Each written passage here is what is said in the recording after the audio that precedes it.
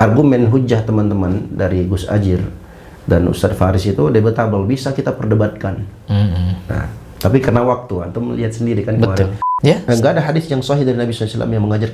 Bahkan malah justru sebaliknya. Larangannya banyak. Larangannya malah ada. Perintahnya tidak ada, larangannya banyak. Nah itu. Menanggapi dialog kemarin, ada beberapa poin catatan yang ingin kami jelaskan di video ini mengenai pula tentang dalil-dalil yang dibawakan. Karena terindikasi ketika dialog kemarin, Ustadz sudah memberikan penjelasan bahwa dalil-dalil nama-nama yang dibawakan itu debatable. Bisa diperdebatkan dan tidak bisa dijadikan hujah untuk pembelaan ala berkah atau tabaruk ke kuburan orang soleh. Nah di sini kita akan mempreteli dalil-dalil itu. Mungkin untuk kurang lebihnya kita sambut dulu Ustadz Muhammad Tamrin. Assalamualaikum warahmatullahi wabarakatuh. Waalaikumsalam warahmatullahi wabarakatuh. Ahlan wa sahlan, masyaallah, barakallahu fiik. Bagaimana kabar antum? Alhamdulillah bikhair, insyaallah. Ini banyak isu yang beredar nih dari netizen. Cuma nanti kita jawab setelah penjelasan yang ingin kita jelaskan. Nah, Ustadz, kita langsung to the point ya. Ada beberapa pertanyaan yang dimana kita akan mengerucut kepada dalil yang dibawakan oleh Gus Ajir kemarin. Yaitu yang pertama, dalil yang dibawakan riwayat Malik Ad-Dar, kalau tidak salah. Nah, apakah betul? Katanya kan dalil itu yang paling sahih di antara dalil yang lain. Menurut antum bagaimana, Ustaz? Bismillahirrahmanirrahim. Alhamdulillahirabbil alamin wassalatu wassalamu ala asyrafil anbiya'i wal mursalin Nabiyina Muhammadin wa ala alihi wa sahbihi ajma'in. Alhamdulillah, segala puji dan syukur kita panjatkan kehadirat Allah Subhanahu wa taala. Dengan nikmat dan taufiknya kita bisa ketemu lagi. Alhamdulillah. Alhamdulillah. Langsung saja dari pertanyaan tentang riwayat atau kisah yang disebutkan dalam riwayat Malik Ad-Dar. Sebenarnya kalau kita lihat kemarin itu yang saya tanyakan itu tentang tabarruk. Ya, tabarruk di kuburan orang soleh. Ya, tapi sayangnya yang dibawakan kisah tentang tawassul. Oh ya? Ya, dia nggak nyambung, tapi nggak apa-apa, kita bahas saja. Mudah-mudahan menjadi ilmu yang bermanfaat juga buat saudara kita Gus Ajir, juga Ustadz Faris. Semoga Allah Subhanahu wa taala berikan taufik kepada mereka berdua. Amin. Berada di atas sunnah Nabi Muhammad sallallahu alaihi wasallam. Jadi kisah yang sebenarnya itu tentang dalil yang dipakai oleh sebagian ulama yang membolehkan untuk bertawasul ke kuburan atau orang soleh. Itu kan ada rinciannya. Yeah. Kisah itu diriwayatkan dalam Musannaf Ibn Abi Syaibah, juga beberapa kitab-kitab yang lain yang menukilkan riwayat itu, seperti dalam kitab Shifa'us Siqam, demikian pula dalam Al-Jauharun Nazam seperti disebutkan dalam Syawahidul Haq, demikian pula dalam kitab Inhaful Adhkiya yang ditulis oleh Syekh Al-Ghammari, salah satu syekh sufi yang kemarin saya isyaratkan. Ya, demikian pula disebut juga oleh Syekh Muhammad Sa'id Al-Buti, Ramadan Al-Buti, dalam kitabnya As-Salafiyah. Di situ beliau banyak menyinggung tentang istilah-istilah salafiyah. Nah, juga disebutkan dalam kitab yang lainnya, yang intinya itu dibawakan dari Musannaf Ibn Abi Syaibah. Kalau kita melihat riwayat ini, riwayat lengkapnya disebutkan dari jalur pengarang kitab Al-Musannaf, Al-Imam Ibn Abi Syaibah rahimahullahu ta'ala. Beliau meriwayatkan dari jalur Abu Muawiyah, dari Al-A'mash, dari Abu Saleh, dari Malik Ad-Dar. Beliau berkata, wa kana khazinu Umar ala ta'am, jadi penjaga makanan di rumahnya Umar ibn Khattab radhiyallahu anhu, di zamannya Umar radhiyallahu anhu. Qala, maka beliau bercerita, asaban nasu qahtun fi zamani Umar, paceklik menimpa manusia di zaman Umar ibn Khattab radhiyallahu anhu. Faja'a rajulun ila qabrin Nabi sallallahu alaihi wasallam. Maka seorang pria datang ke kubur Nabi. Jadi ini yang menceritakan siapa? Malik Ad-Dar. Iya. Nah, faqala, maka si pria ini yang datang ke kuburan Nabi ini berkata, ya Rasulullah, istasqi li ummatik. Ya Rasulullah, mintalah hujan kepada Allah untuk umatmu. Jadi ini kalau Nabi masih hidup itu boleh tawassul. Iya, ini namanya tawassul dengan orang soleh, bertawassul dengan doa orang soleh. Itu ada memang. Boleh. Ya, itu boleh. Nah, cuman yang jadi perbincangan itu bagaimana kalau bertawasul setelah Nabi SAW meninggal. Boleh nggak seperti riwayat ini? Ini diantara riwayat yang mereka bawakan tentang tawasul. Jadi itulah yang saya katakan di awal tadi, tidak nyambung sebenarnya. Malah bawa dalil tawassul ya? Ya, yang saya tanyakan kan jelas. Adalah tentang tabarruk ke kuburan orang soleh. Dan tabarruk itu juga, ikhwani rahimani wa rahimakumullah, itu ada dalilnya, ya, dan ada rinciannya. Ya, bertabarruk dengan badannya Nabi, rambutnya dan segala macamnya, itu ada. Orang-orang yang bertabarruk dengan barakatuz zaman, seperti yang sudah saya jelaskan di diskusi kemarin. Tapi yang kita bahas itu kan tentang bertabaruk di kuburan orang soleh. Nah, ini dibawakan dalil ini, coba kita perhatikan. Orang itu mengatakan fa innahum qad halaku, sesungguhnya mereka sudah binasa. Fa utiyar rajulu fil manam, maka pria itu didatangi di malam hari, di waktu tidurnya, artinya dia mimpi. Ya, perhatikannya ini mimpi. Mimpi. Dan mimpi itu nggak bisa dijadikan hujjah. Ini sudah kita jelaskan juga kemarin di diskusi itu. Ya, kan saya tanya dalil. Motifnya juga salah. Motifnya kan ini tawassul. Terus isinya juga mimpi. Nah, itu dia. Itu masalahnya ada dua. Saya mintanya dalil tabarruk di kuburan, dibawakan tentang tawassul di kuburan atau tawassul dengan orang soleh yang sudah meninggal, atau bertawassul kepada Nabi Muhammad SAW yang sudah wafat. Dikatakanlah kepada pria itu, i'ti umara fa'akri'is salama, dan sampaikanlah salam kepadanya, wa akhbirhu, dan kabarkan kepadanya, famurhu ayyastasqiya linnas, dan perintahkan dia untuk beristisqa, berdoa minta hujan kepada Allah untuk manusia. Fa innakum mustasqiyun, kalian sungguh nanti akan diberi hujan oleh Allah Subhanahu wa taala. Jadi ceritakan di kisah itu, akhirnya setelah mendengar itu Umar radhiyallahu anhu menangis dan seterusnya. Dalam tambahan riwayat yang disebutkan dalam kitab Al-Irsyad jilid 1 halaman 314, dan juga disebutkan oleh Imam Al-Baihaqi, faqala ya Nabi Allah istasqillaha li ummatik. Jadi ada tambahan itu di awal riwayat. Orang pria itu ngomong ke kuburan Nabi, ya Rasulullah istasqi, wahai Nabi Allah, istasqillaha, mintalah, berdoalah kepada Allah. Ya kan, untuk umatmu. Jadi meminta Nabi. Iya, dia minta kepada Nabi. Ini yang saya bilang tadi, kalau seandainya kasus ini Nabi masih hidup, ini namanya tawasul. Ya, ini boleh, namanya tawasul dengan doa orang soleh.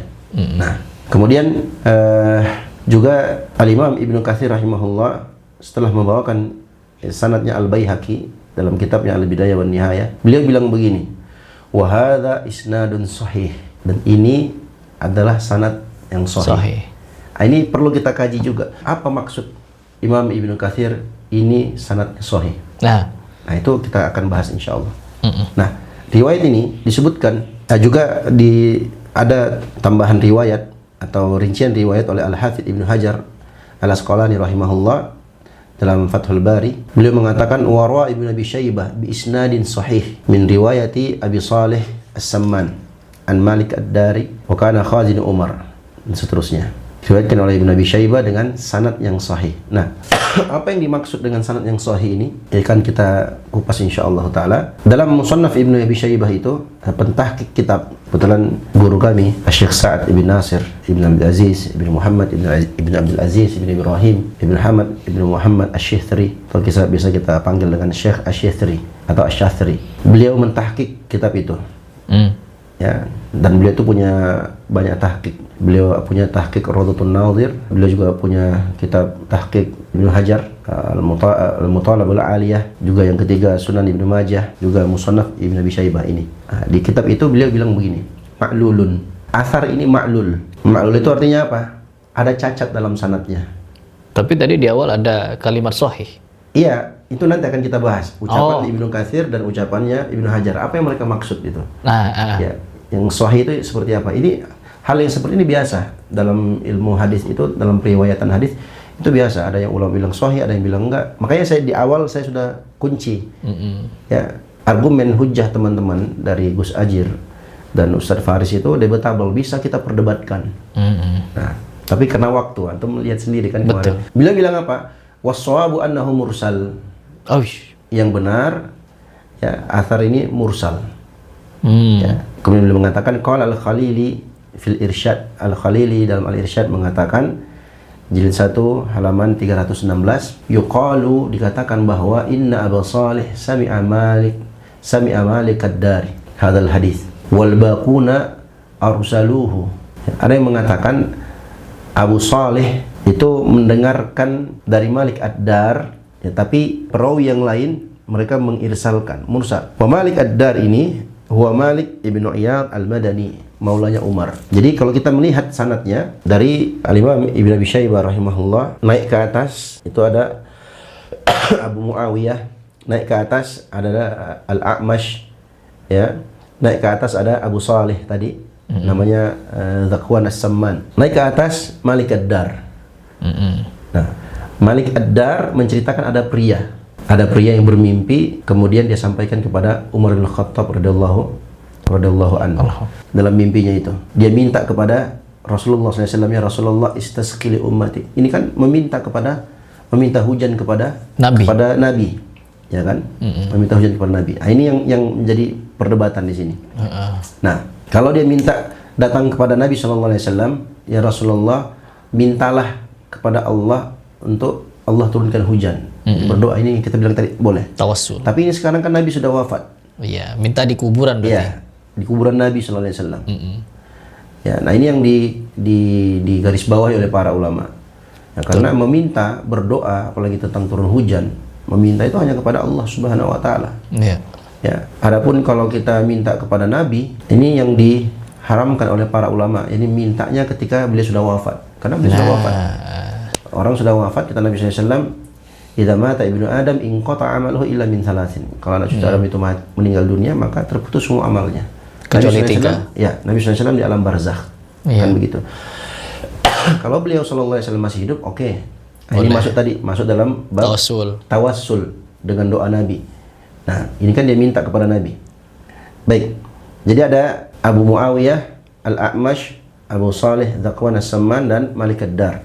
Yang pertama kita lihat dari perawi yang pertama dari Al-Imam Ibnu Abi Syaibah rahimahullah, Abu Muawiyah, namanya Muhammad bin Khazim ad-Darir. Disebutkan oleh Ibnu Hibban, kana hafizan mutqinan. Dia adalah seorang hafid yang mutqin, yang kuat hafalannya. Walakinnahu kana murji'an khabithan, tapi dia adalah murji'ah khabith, murji'ah yang buruk. Ya, ini penilaiannya siapa? Ibnu Hibban rahimahullah. Itu disebut dalam Tahdhibul Kamal, juga disebutkan dalam Tahdhibut Tahdhib. Ya, Ibnu Hibban menyebutkan dalam siqahnya, dan beliau berkata, kana hafizan mutkinan. Abu Muawiyah ini hafid mutkin, walakinnahu, akan tapi kana murji'an, dia murji'ah. Ya. Khabithan, buruk. Ya. Ini jarah sebenarnya.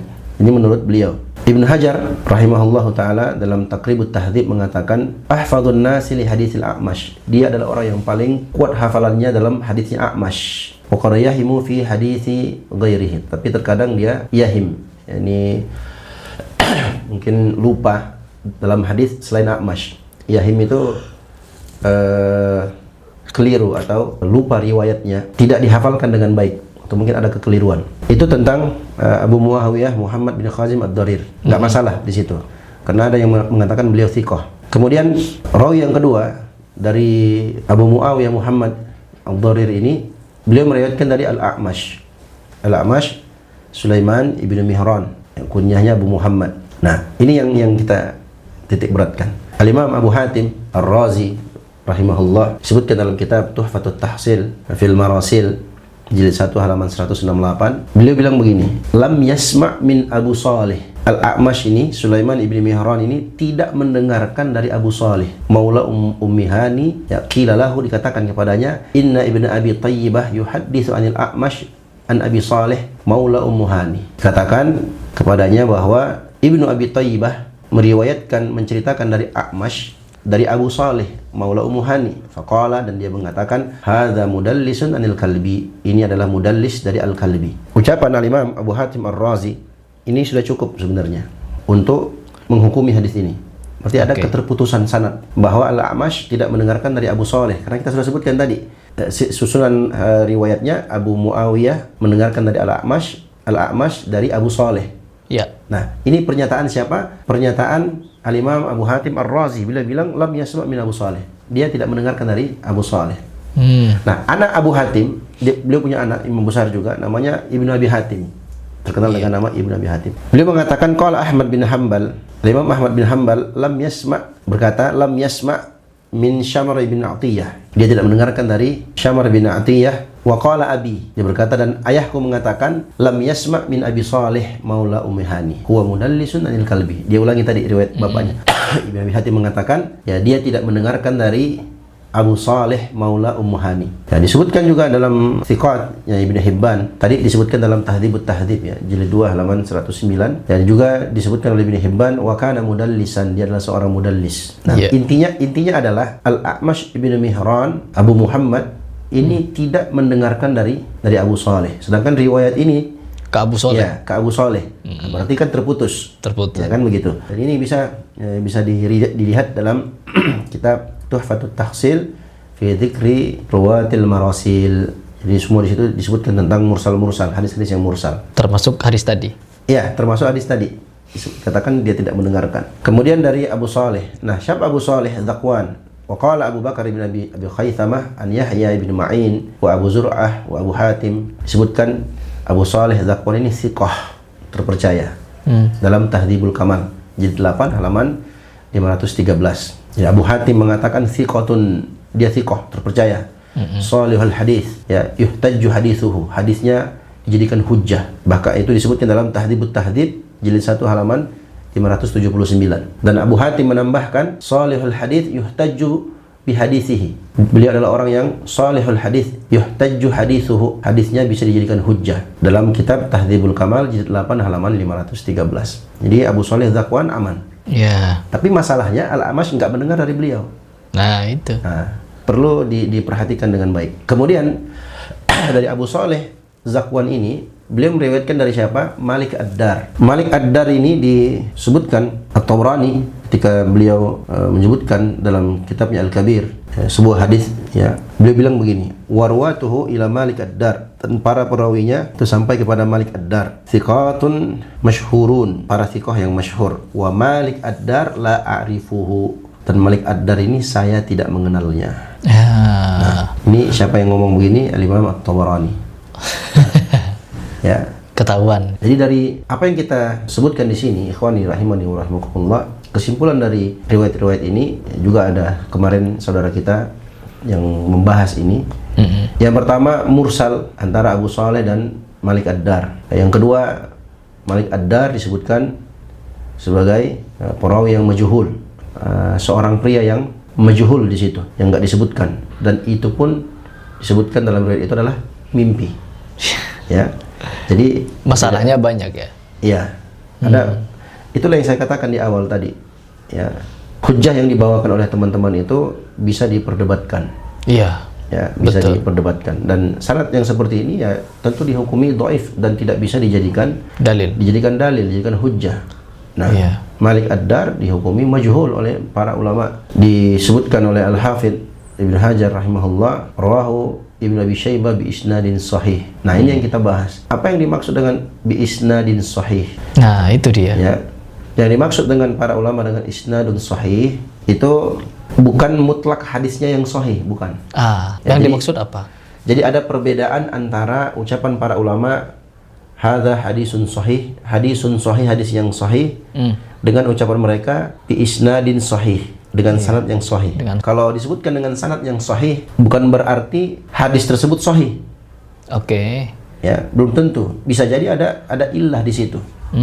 Bisa jadi ada illah. Ya. Kita sudah sebut tadi ya, bahwa yang meriwayatkan dari Abu Saleh siapa? Ada Al-A'mash. Nah, ada Al-A'mash. Sedangkan kita sudah sebutkan riwayat bahwa Al-A'mash ini tidak mendengarkan dari Abu Saleh. Ya. Dan hal yang seperti ini biasa di kalangan para ulama. Makanya mereka akan meneliti itu.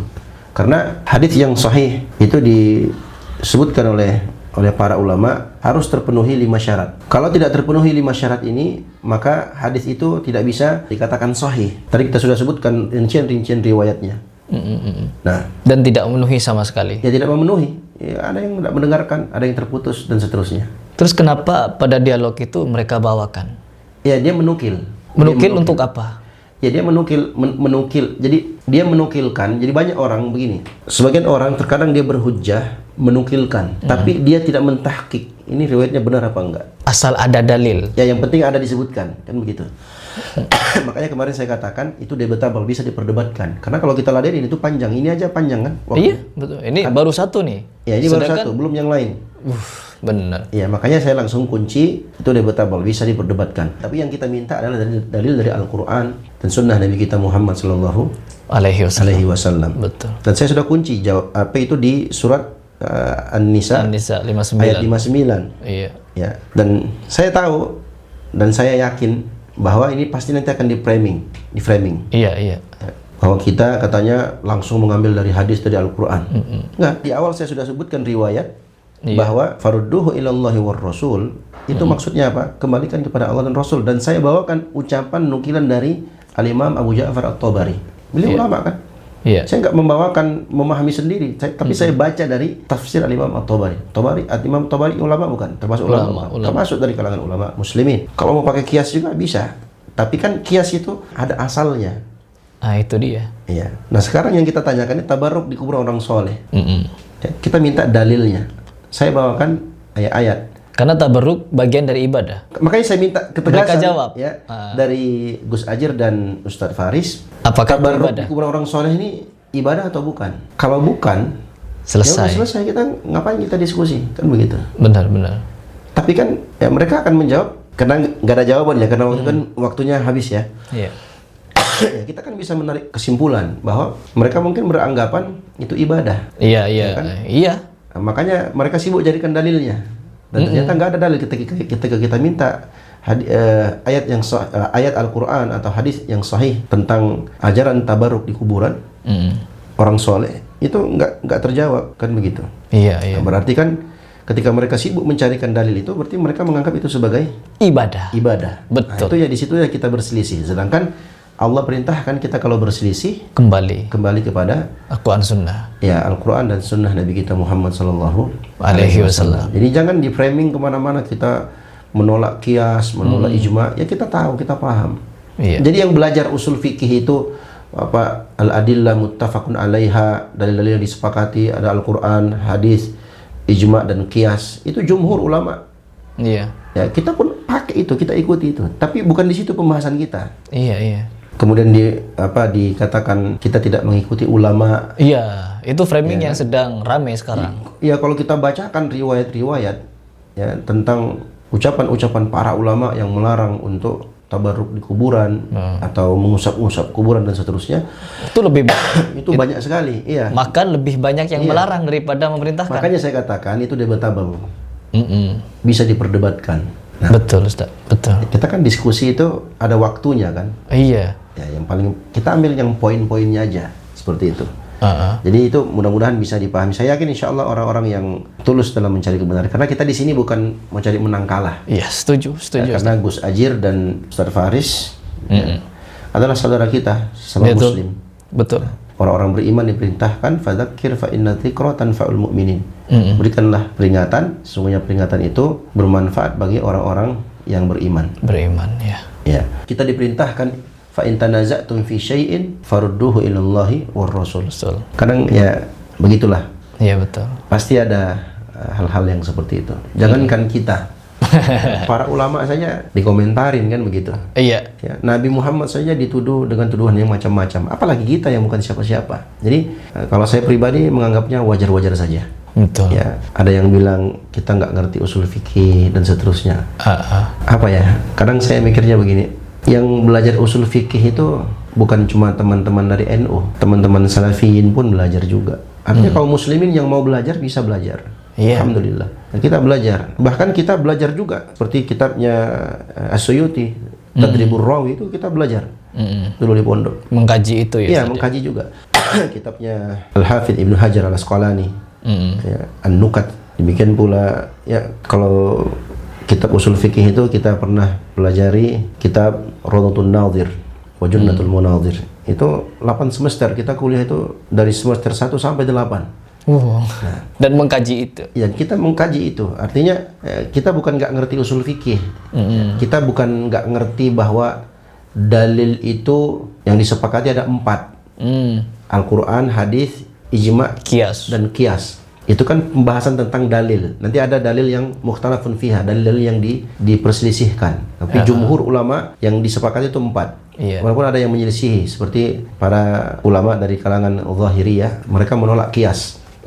Nah, tapi yang rajih pendapat jumhur ulama bahwa qiyas itu ada. Dan itu pun ada syarat-syaratnya. Qiyas itu, analogi itu ada syarat-syaratnya. Bukan sembarang mengkiaskan. Enggak sembarangan juga mengkias-kiaskan gitu. Apalagi dalam masalah seperti ini ya kita minta dalil akurat dari Al-Quran atau hadis Nabi Muhammad sallallahu alaihi wasallam. Minimal ada hadis lah, satu hadis. Kemudian kita mungkin berbeda pendapat di situ. Dalam menafsirkan hadis itu. Ada ulama yang menafsirkan begini, ada ulama menafsirkan. Mungkin masih kita bisa perbincangkan ya. Tapi kalau nggak ada dalil, kalau nggak ada sama sekali ya, bagaimana kita mau mengiyakan amalan yang seperti itu, kan begitu? Nyari dalil yang bermasalah. Kemudian dibawakan riwayat-riwayat yang seperti ini. Ya, jadi kita pun sebenarnya, saya pribadi, kalau seandainya teman-teman bilang, udahlah Ustaz, kami tetap tabarruk di kuburan orang soleh, ya udah, silahkan. Itu hak kalian. Kita nggak bisa paksa orang.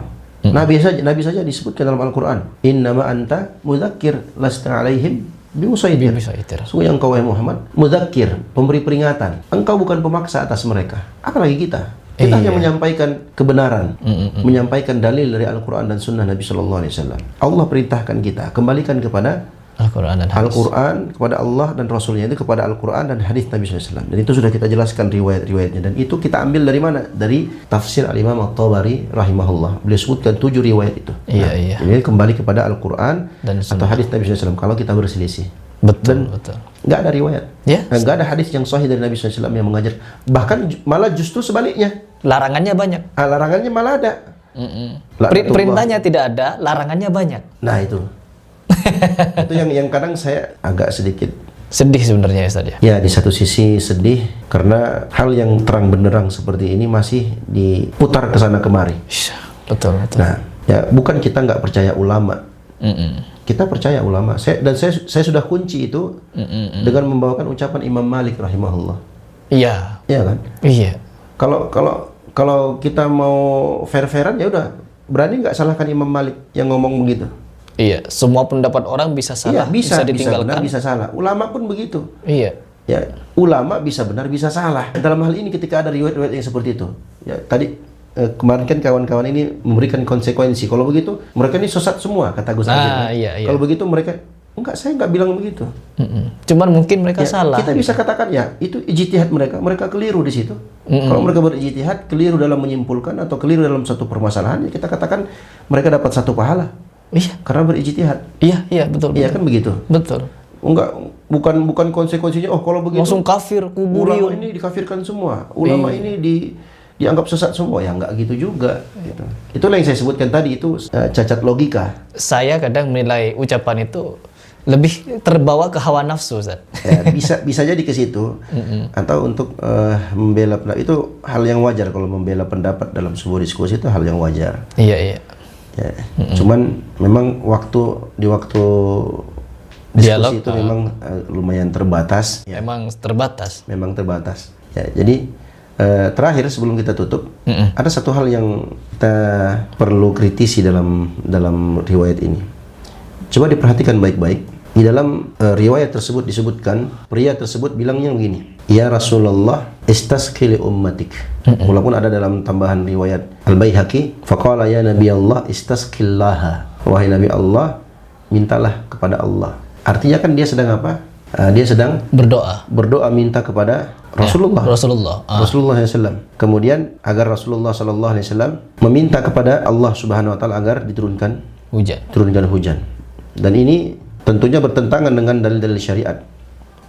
Ya, kalau mau minta hujan ya minta kepada Allah Subhanahu wa Ta'ala. Bukan kepada Nabi. Iya, bukan kepada Nabi Muhammad SAW yang sudah wafat. Gitu. Jadi ada kemungkaran. Kenapa? Karena Allah perintahkan kita untuk berdoa kepadanya. Wa qala rabbukum ud'uni astajib lakum. Tuhanmu berfirman, berdoalah kamu kepadaku, maka pasti aku akan kabulkan doamu. Sesungguhnya orang-orang yang innalladzina yastakbiruna an ibadati sayadkhuluna jahannama dakhirin. Sesungguhnya orang-orang yang menyombongkan diri dari beribadah kepadaku, dia akan masuk dalam neraka jahanam dalam keadaan hina. Di awal disebutkan doa, di akhir disebutkan ibadah. Berarti doa adalah ibadah. Kalau doa itu adalah ibadah, maka tidak boleh kita berdoa kepada selain Allah Subhanahu wa taala. Ya. Itu poin yang pertama. Kemudian poin yang kedua disebutkan dalam Al-Qur'an tentang kisahnya Nabi Nuh alaihissalam. Faqultu astaghfiru rabbakum innahu kana ghaffara yursilis samaa'a 'alaikum midrara. Aku katakan kepada mereka, ya Allah, ya Nabi Nuh alaihissalam katakan kepada kaumnya, istaghfiru rabbakum, beristighfarlah kalian, mohon ampunlah kalian kepada Tuhan kalian, kepada Allah subhanahu wa ta'ala. Sesungguhnya Allah itu kana ghaffar, maha mengampuni dosa. Yursilis samaa'a 'alaikum midrara, dialah yang akan turunkan hujan kepada kalian. Nah, jadi matan hadis ini kata para ulama ada nakarah, ada kemungkaran di dalamnya, ada sesuatu yang menyelisihi syariat. Karena syariat kita memerintahkan untuk apa? Minta kepada Allah. Untuk minta kepada Allah subhanahu wa ta'ala. Itu yang mungkin dapat kita sampaikan. Semoga tanggapan ini bermanfaat untuk kita semua. Amin.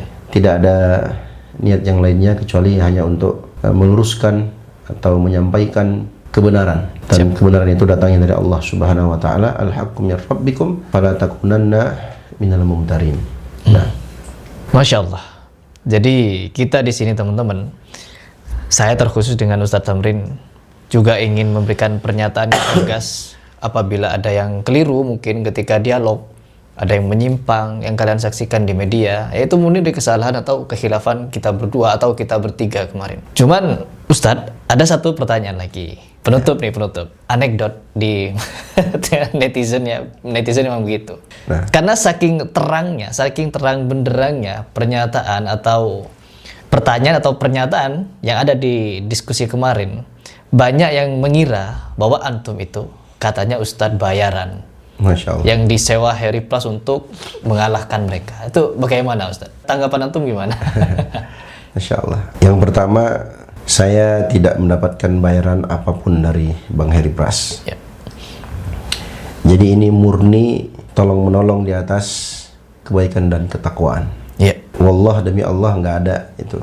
Saya dapat uang dari Bang Harry Pras, nggak ada. Dan itu pun saya kenal beliau ini belum lama. Ya, beberapa hari sebelum diskusi itu. Beberapa hari sebelum diskusi. Tadi, karena niatnya adalah untuk ta'awun 'alal birri wat taqwa, tolong menolong di atas kebaikan dan ketakwaan. Karena saya menilai begini, ketika Gus Ajir menentang untuk diskusi, ya saya melihat nggak fair. Kenapa? Seorang konten kreator ditantang diskusi langsung dengan santri, seorang notabene-nya santri, bahkan sudah ngajar di pondok, ya kan, atau ustadz yang sudah lulus LIPIA, ya kan, LIPIA Jakarta. Iya, adalah LIPIA Jakarta, yang kampus Wahabi. Oh iya, bercanda ya. Kan Arab Saudi kan ya, selalu diidentikan ke Wahabi. Istilah atau julukan atau olok-olokan Wahabi. Sebenarnya kita nggak perlu baper sih dipanggil Wahabi, nggak Wahabi itu. Kalau saya pribadi sudah kenyang dengan hal-hal yang seperti itu. Iya. Di situ juga kita untuk melatih kesabaran. Orang-orang olok-olok kita seperti itu ya nggak masalah. Seperti ucapan salah satu ulama kita yang beliau mengatakan, "Inka natabi wa Ahmad wahabiyan fa ana uqirru bi annani al-wahabi an fi syarika anil ilahi." Kalau seandainya pengikut setia Nabi Muhammad, ya Ahmad dan Nabi Muhammad SAW itu adalah disebut Wahabi, maka saya akui bahwa akulah Wahabi. Ya. Aku menafikan segala bentuk sekutu bagi Allah Subhanahu wa ta'ala. Ya, kita dalam hal ini berlapang dada, diolok, jangankan kita, Nabi aja diolok-olok. Betul. Ya kan begitu. Betul. Nah, dan itu banyak kasus ya. Hal-hal yang seperti banyak. Kuliah di kampus Wahabi, keluar dari kampus itu ya mulutnya Wahabi. Gitu. Allahu Akbar. Yang kuliah ya kita tahu sendiri, kalau kuliah di LIPIA atau apalagi kalau sampai di Madinah. Atau sampai di Ummul Qura atau sampai di Riyadh dan segala macam, itu pasti ada beasiswanya, dapat uang bulanan, uang saku. Ya. Kita menuntut ilmu dapat uang. Alhamdulillah. Insya Allah. Ya. Jadi kesimpulan dari jawaban saya, tidak ada bayar-membayar. Ya. Ini murni ta'awun 'alal birri wat taqwa. Ya. Ketika saya melihat hal yang seperti ini, ya saya sendiri yang mengajukan diri. Ya, betul. Ya. Ada framingan yang mengatakan apakah Harry Pras ini adalah gurunya adalah antum. Ya. Saya katakan ya Tidak, dan Bang Heri pun sudah kita bicarakan itu, dan memang bukan gitu. Dan memang di diskusi itu kan kita menyebut Heri Plus dan tim. Betul. Jadi siapapun yang hadir ya terserah Heri Plus begitu. Sebenarnya kalau sudah diskusi seperti itu nggak perlu lagi saya kan, antum kan janjinya wah guru dan segala macam, nggak perlu sih seperti itu. Iya. Karena kan memang kalau niat kita tulus untuk berdiskusi dan mencari kebenaran, ya siapapun yang datang berdiskusi ya harusnya kan siap untuk menerima. Kalau kita yakin berada di atas kebenaran, ya sudah, paparkan kebenaran itu. Betul. Ya, bawakan dalilnya. Mana dalilnya? Dari Al-Quran dan Sunnah Nabi kita Muhammad Sallallahu Alaihi Wasallam. Kalau ada dalilnya, sami'na wa ata'na. Setuju. Rame-rame kita tabarruk di kuburan orang soleh kan begitu. Iya. Kalau nggak ada dalilnya ya mohon maaf. Ya. Tapi kalau mereka tetap mau seperti itu ya kita nggak bisa paksakan. Dan mereka nggak bisa maksa kita buat berhenti. Mereka juga jangan paksa kita untuk berhenti mengingatkan umat tentang perbuatan tersebut tidak ada dalilnya. Ya, kalau ada dalilnya kita kerjakan bareng-bareng. Kalau nggak ada dalilnya, ya udah. Seorang yang tulus dalam beragama, taat kepada Allah Subhanahu Wa Taala dan taat kepada Rasulullah SAW, maka pasti dia akan tinggalkan. Betul. Pasti dia akan tinggalkan. Tapi kalau tetap dengan pendapat itu, ya udah kita tidak bisa memaksakan orang. Nah, karena hidayah taufik itu datang dari Allah Subhanahu Wa Taala. Allah berikan taufik kepada siapa yang Allah kehendaki dari hamba-hambanya. Nah,